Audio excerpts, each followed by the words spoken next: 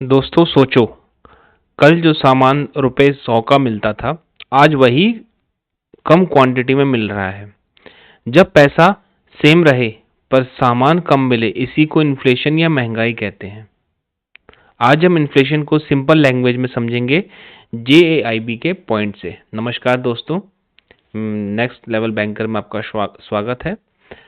तो आज हम इन्फ्लेशन को पढ़ेंगे। ये देख सकते हैं कि पास्ट टाइम में 100 रुपये में जो सामान मिलता था, वही सामान आज की डेट में उतने ही रुपए में कम सामान मिल रहा है, तो इसी को हम इन्फ्लेशन कहते हैं।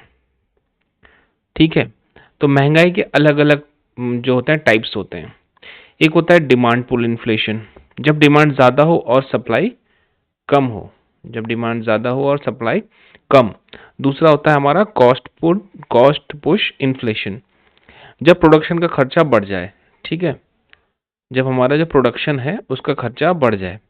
फिर होता है क्रीपिंग इन्फ्लेशन, धीरे धीरे बढ़ने वाली महंगाई।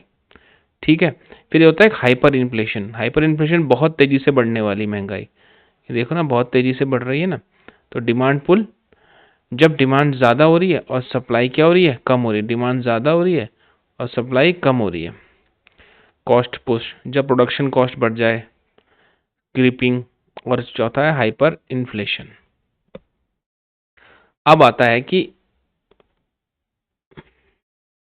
महंगाई क्यों बढ़ती है। ठीक है, causes of inflation. Money supply ज़्यादा होना, जब इकोनॉमी में पैसा ज़्यादा हो जाता है तो जो है महंगाई बढ़ जाती है, जब मार्केट में पैसा ज़्यादा हो जाता है। डिमांड और सप्लाई में जब गैप आ जाता है, डिमांड सप्लाई गैप, जो डिमांड और सप्लाई है उसमें क्या हो जाता है, गैप, जब डिमांड ज़्यादा और सप्लाई कम है।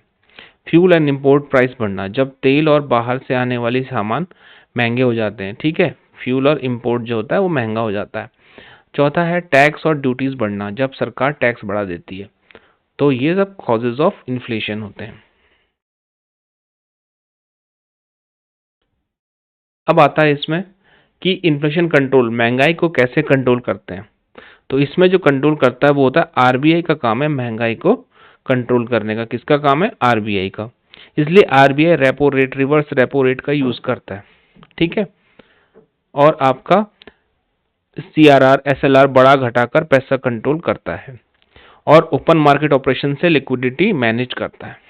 ठीक है, आरबीआई क्या करता है, इंटरेस्ट रेट को इंक्रीज डिक्रीज करता है, repo rate, reverse repo rate में चेंजेस करता है, एसएलआर, सीआरआर जो नेक्स्ट पिछले वीडियो में पढ़ा था, और ओपन मार्केट जैसे कि आपका बाइंग सेलिंग बॉन्ड्स, ये सब कौन करता है, ये सब करता है हमारा आरबीआई। नेक्स्ट है हमारा एग्जाम एंगल से। एग्जाम के लिए याद रखो कि जेआईबी के लिए इंपॉर्टेंट क्या है कि डिमांड पुल और कॉस्ट पुश का डिफरेंस, इन्फ्लेशन के टाइप्स, आरबीआई टूल्स का यूज। ठीक है, और डिपॉजिटर और बोरोवर पर इन्फ्लेशन का इफेक्ट, ये सब जीआईबी में डायरेक्ट पूछा जाता है। ठीक है, तो ये सारे पॉइंट्स आपको दिमाग में रखने हैं। फिर आता है रियल लाइफ एग्जांपल ले लेते हैं। जैसे पहले 50 रुपए में 1 लीटर पेट्रोल मिलता था। कितना मिलता था, 1 लीटर पेट्रोल 50 रुपए में मिलता था। आज 50 में आधा लीटर भी नहीं मिलता, लगभग मिलता है, मतलब आधा लीटर के आसपास। पैसा सेम है पर उसकी वैल्यू कम हो गई है, ये होता है इन्फ्लेशन। ठीक है, 100 रुपये ही 50 रुपये ही है, और आज भी 50 रुपये है, लेकिन वैल्यू कम हो गई है, तो इसको क्या बोलते हैं, इन्फ्लेशन। अब इसके बाद तो शॉर्ट में समझ लो इन्फ्लेशन का क्या है। इन्फ्लेशन का है, इन्फ्लेशन मतलब महंगाई, पैसा सेम वैल्यू कम, डिमांड सप्लाई गैप से महंगाई बढ़ती है। ठीक है, आरबीआई टूल से क्या होता है, कंट्रोल होती है। बढ़ती क्यों है, डिमांड सप्लाई गैप से। तो ये क्या है, शॉर्ट में एक इन्फ्लेशन के टाइप्स। ठीक है गाइज, अब थैंक यू दोस्तों, आज हमने समझा इन्फ्लेशन और आरबीआई का रोल। अगर वीडियो पसंद आई हो तो लाइक, शेयर एंड सब्सक्राइब जरूर करना। जीआईबी और बैंकिंग कॉन्सेप्ट्स को सिंपल तरीके से सीखने के लिए हमें फॉलो करो। नेक्स्ट वीडियो में मिलेंगे मनी मार्केट के साथ। तब तक keep learning, keep growing, next level banker.